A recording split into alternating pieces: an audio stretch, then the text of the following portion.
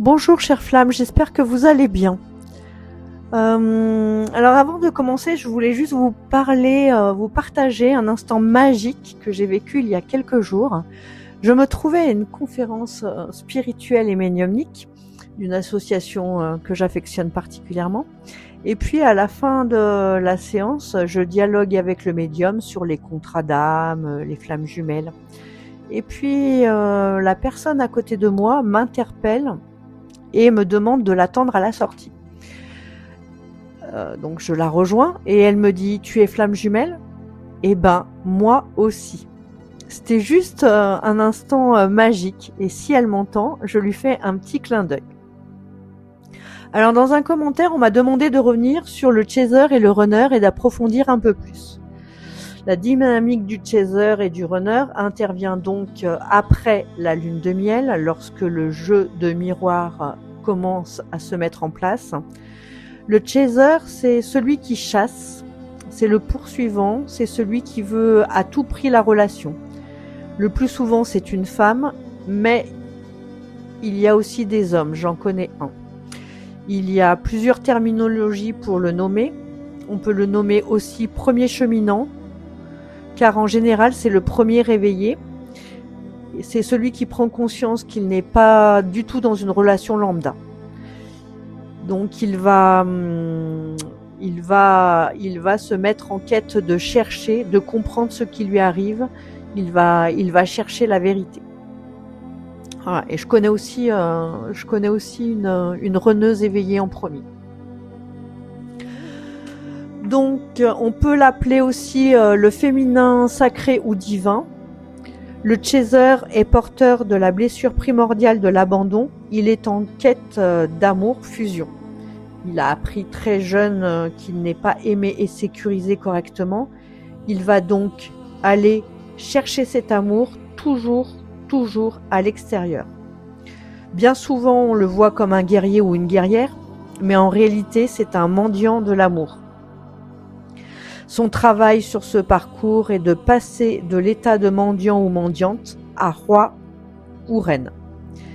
Pour cela, il va devoir accomplir les 12 travaux d'Hercule, c'est énorme, car il est aussi porteur de mémoire du duo. Il va devoir guérir toutes ses blessures, donc la blessure primordiale, mais aussi toutes les autres, selon la personne. Alors c'est vrai que sur ce parcours, j'ai examiné par exemple, il y a des personnes qui travaillent beaucoup moins la blessure de trahison. Et elles ont de la chance, tant mieux pour elles. On va lui retirer toutes les branches auxquelles il aurait pu se raccrocher. Il va être complètement dépouillé, souvent dans une solitude profonde. Il va devoir travailler sur sa sécurité et son indépendance affective pour arriver à sa complétude. La complétude, alors à mon sens, elle ne peut pas être à 100% sans son jumeau. Mais bon, ça c'est ma vérité. On va lui demander de lâcher, pas d'abandonner le lien, de lâcher. C'est une fréquence énergétique qui peut se concrétiser ou non dans la matière, une posture de non-attente. Il doit arriver à ne plus rien attendre de l'extérieur.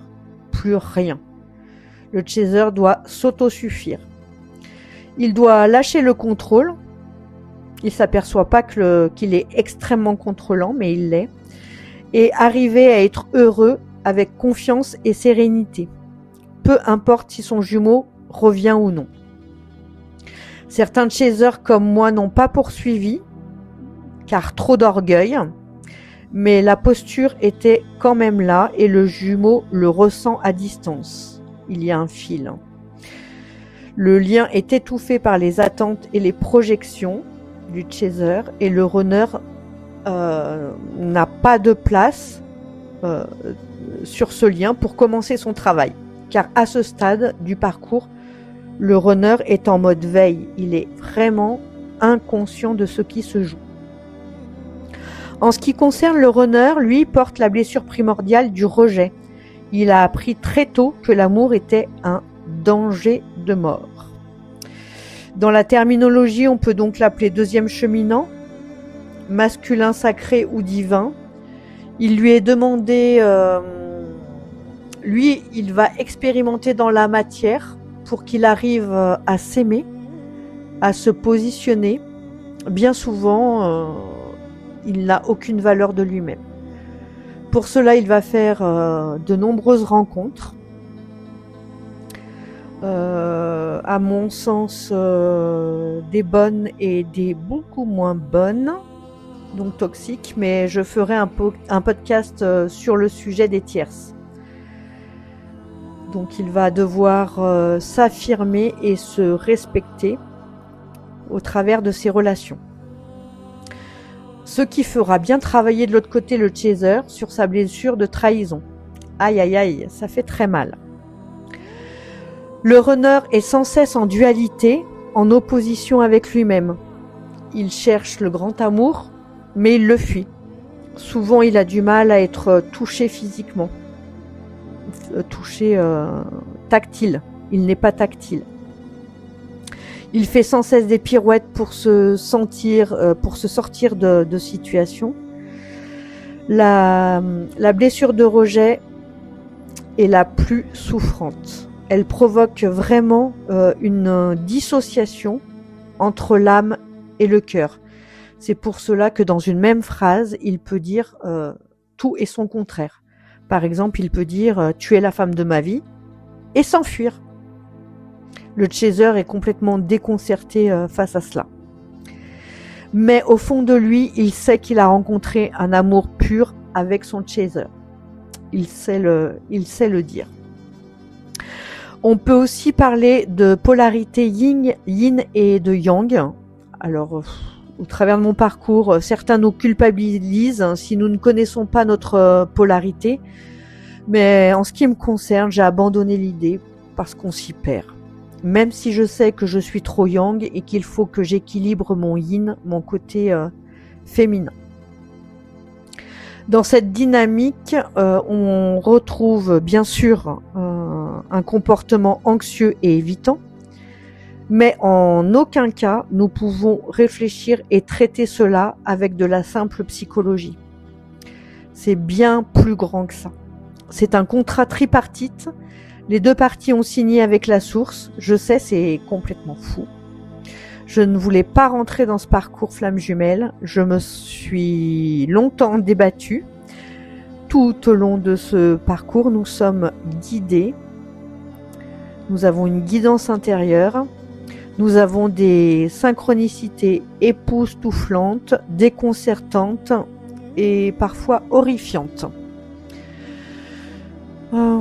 C'est une même fréquence énergétique, donc un magnétisme redoutable, tant dans le positif que dans le négatif. Les deux s'attirent et se repoussent tant que les masques et les faux selfs ne sont pas tombés. Le runner revient souvent au contact pour se nourrir. Je ne sais pas s'il se nourrit vraiment, mais voilà, revenir au contact de son chaser parce qu'il a besoin de cette énergie. Il y a ce fil invisible qu'on sent et qui est parfois insupportable, on voudrait le couper mais on n'y arrive pas, mais qui va vous transformer dans toutes les couches de votre vie. Je dis bien dans toutes les couches de votre vie, personnelle, amicale, professionnelle, spirituelle. C'est extrêmement transformateur. Ces deux personnages qui ont terriblement souffert vont devoir apprendre à s'aimer, à se sécuriser, à guérir, à épurer, à transmuter. Ils sont complémentaires mais opposés. Le runner, par exemple, voit le potentiel chez le chaser. Le chaser a tout de suite vu le potentiel chez son runner. Mais ce qui est dingue, c'est que les deux sont incapables de voir leur propre potentiel. Alors, c'est vrai qu'en donnant les termes de chaser et de runner, nous mettons une empreinte énergétique de chasseur et de fuyant, du coup. En deuxième partie de parcours, lorsque les attentes et le contrôle sont tombés, il serait plus juste de parler de féminin et de masculin, à mon sens. À mon sens. C'est un parcours qui est d'une extrême souffrance, malgré la fatigue spirituelle, la fatigue émotionnelle, la fatigue physique. Nous n'avons pas le choix, nous sommes poussés pour cheminer, avancer. Et survivre, surtout dans la nuit noire de l'âme. Nous sommes indiscutablement des Marvel. Pour traverser tout cela, nous sommes indiscutablement des Marvel. Alors je ne sais pas, hein, Iron Man pour les hommes ou Elektra pour les femmes. C'est waouh. Alors, ayant bien cheminé sur mon parcours, j'ai envie de vous dire, essayez de voir ce parcours comme un escape game. À chaque guérison, à chaque épuration, à chaque intégration, vous allez passer une porte. Et plus vous passez de portes, plus vous vous rapprochez de la sortie. C'est un chemin initiatique, c'est un chemin d'ascension. Voilà mes chères flammes, si vous vous reconnaissez dans ce que je partage, j'aimerais beaucoup savoir où vous en êtes sur votre parcours. Tu peux me le dire en commentaire. Si vous avez envie d'explorer ce sujet avec moi, tu peux réserver une séance de coaching ou une séance autour des oracles ou commander même ton thème de numérologie karmique pour mieux te connaître. Je vais mettre l'adresse en descriptif. Merci d'être là, merci de faire vivre cette chaîne. Prenez bien soin de vous. Armez-vous de patience, de courage, vous allez y arriver, je crois en vous. Je vous souhaite une excellente journée ou soirée et à bientôt pour un prochain podcast.